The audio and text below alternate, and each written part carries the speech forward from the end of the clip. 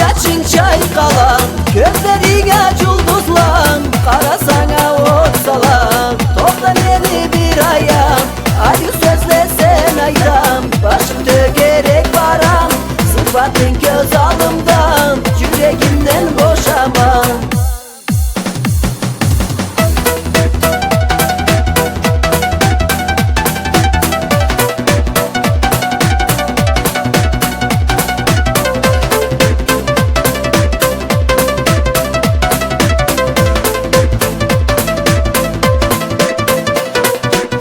Altın saat ağarma,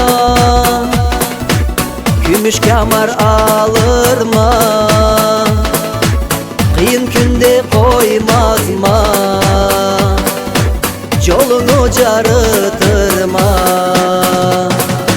Kara çaçın çaykalan, gözlerine culduzlan, kara sana otsalan. Topla beni bir ayağım, acı sözle sen ayram. Başım tögerek varam, sıfatın göz alımdan, yüreğimden boşamam.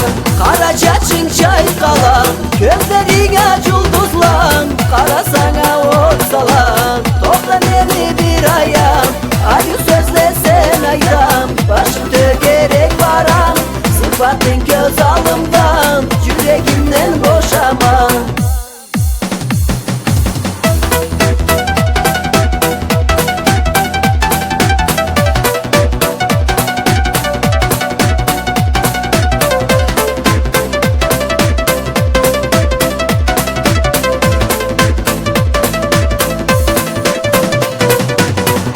Çaçın çaykalan, gözlerine culduzlan, kara sana otsalan. Topla beni bir ayağım, acı sözle sen ayram. Başım tögerek varam, sıfatın göz alım.